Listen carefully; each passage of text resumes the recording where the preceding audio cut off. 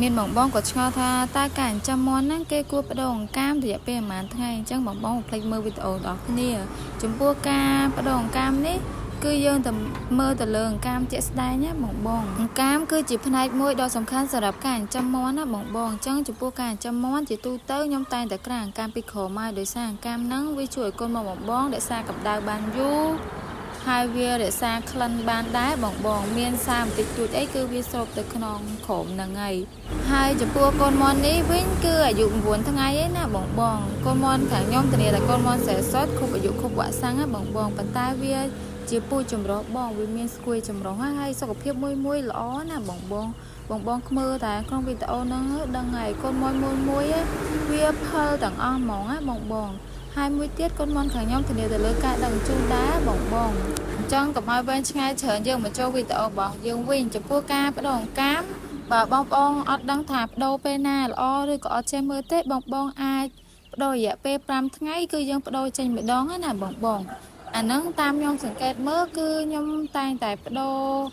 ជាសង្កេតមើលអង្កាមហើយរយៈពេលហ្នឹងគឺប្រហែលគ្នាបង5ថ្ងៃគឺយើងអាចបដូរម្ដងទៅនេះអង្កាមដែលខ្ញុំដូរនេះវាចង់លើសថ្ងៃបងវាជ្រុលហើយមានន័យថាវាចង់មានក្លិនហើយដោយសារខាងខ្ញុំទនេតែសៅរ៍អាទិត្យបងអញ្ចឹងថ្ងៃសៅរ៍ឬក៏ថ្ងៃអាទិត្យឬពេលខ្លះពេលយប់ក៏ខ្ញុំអាចឆ្លៀតដូរបានដែរណាបងគឺយើងមើលទៅតាមជាក់ស្ដែងដោយសារអាទិត្យមុនគឺខ្ញុំរវល់បងអញ្ចឹងទៅឥឡូវនេះខ្ញុំចាប់ផ្ដើមបដូរពេលព្រឹកហើយចំពោះការបដូរហ្នឹងគឺបងគួរតែបោកកម្រាលខាងក្រោមឲ្យស្អាតហើយខ្ញុំច្អល់នេះក៏ដូចគ្នាដែរណាតូចចំណៃហ្នឹងគឺខ្ញុំតែបានបោកទឹកវាលាងសម្អាតវារយៈពេល2ថ្ងៃមុនទេដោយសារយើងក៏ក្រផ្លាស់ប្ដូរអង្កាមមកបងអញ្ចឹងធ្វើឲ្យ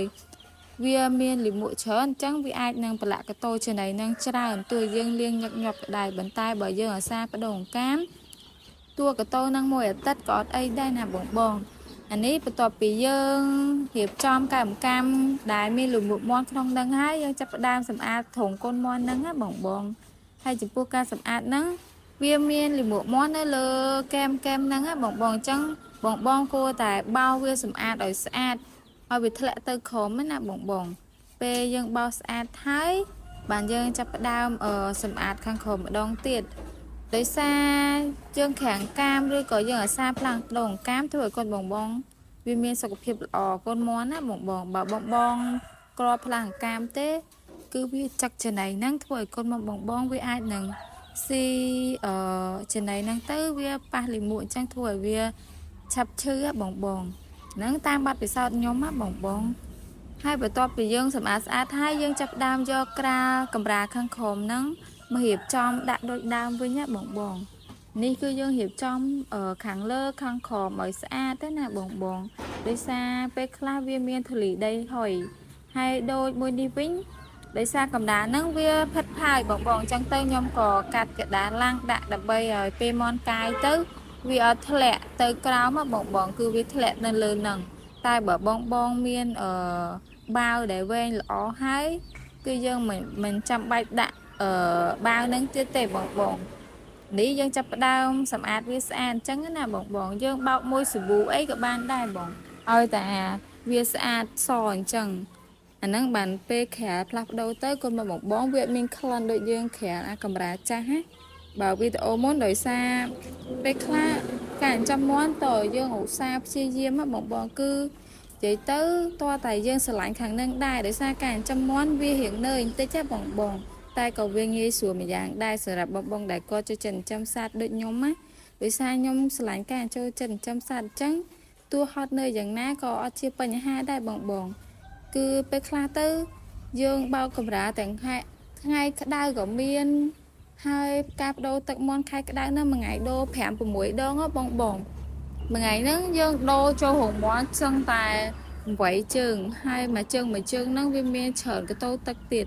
អញ្ចឹងយើងរៀបចំឲ្យវាស្អាតអញ្ចឹងមកណាបងយើងធ្វើយ៉ាងម៉េចឲ្យវាសមាមាត្រវាឲ្យស្មើបន្ទាប់មកយើងចាក់អង្កាមចូលហើយចំពោះអង្កាមបងចាក់តាមកម្រាស់ល្មមបងអាច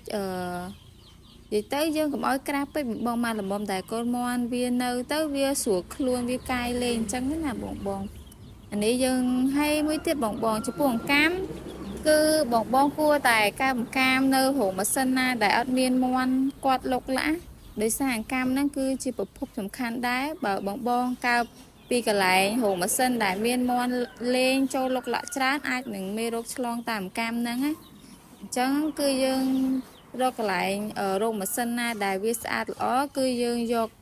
មកផ្ទះមកណាបងដើម្បីកូនមកបងដាក់ទៅដឹងតែសុវត្ថិភាពអត់មានជំងឺឆ្លង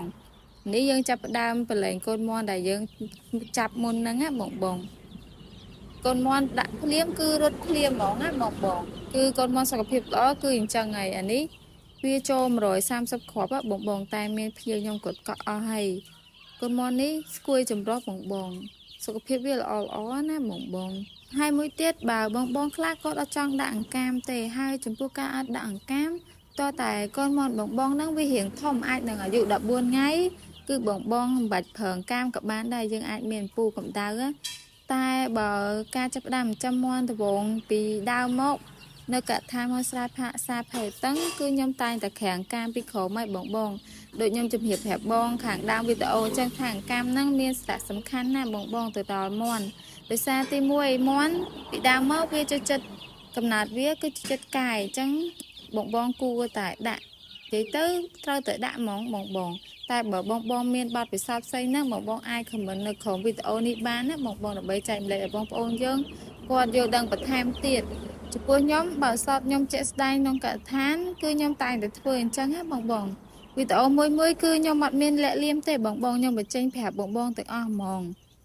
បើបងមានចង្អល់អីបងអាចខមមិនក្រោមវីដេអូនេះបានបងវីដេអូក្រោយខ្ញុំនឹងលើកយកមកធ្វើវីដេអូបន្តទៀត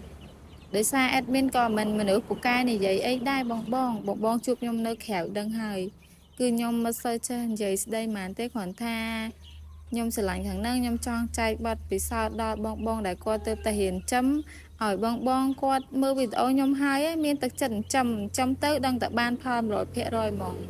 បើបងខ្វះខាតចំណុចណាបងអាចតាមវីដេអូខ្ញុំបន្តទៀត